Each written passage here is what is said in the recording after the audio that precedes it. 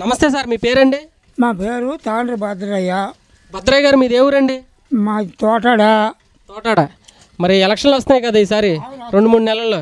మరి ఈసారి ఎవరు గెలిస్తే బాగుంటుంది అనుకుంటున్నా? నువ్వు చంద్రబాబు, జగన్, పవన్ కళ్యాణ్? నా మనసు తెలుగుదేశం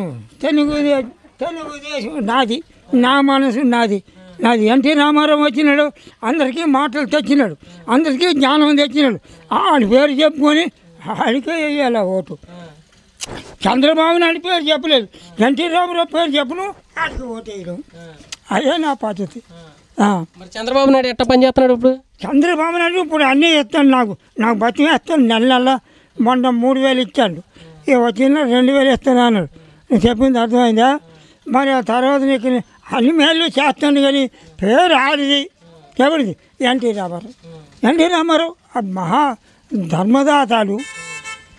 ప్రతివాడి పేదవాడికి, ఇల్లు లేనివాడికి, ఇల్లు ఉన్నోడికి, అడుక్కున్నోడికి, అందరికీ నోరొచ్చినోడు చెప్పినాడు ఆడు ఎన్టీ రామారావు. చంద్రబాబు నాయుడు మంచివాడే, నేను కాదని నేను అనలేదు, తప్పది. అట్లా ఎందుకు?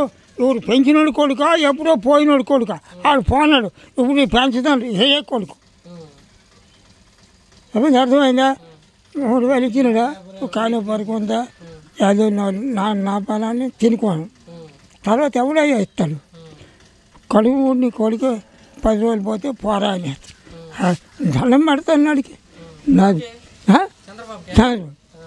చంద్రబాబు, నేను దండం ఎవడు ఎన్ని పార్టీలు వచ్చినా సరే చంద్రబాబు, ఎన్టీ రామారావు తర్వాత అంతే నా పద్ధతి.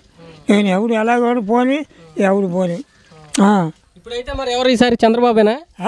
చంద్రబాబు ఎప్పుడు ఖచ్చితంగా చంద్రబాబే రావాలని నేను భగవంతుడికి దండం పెడతాను. అతనే రావాలని.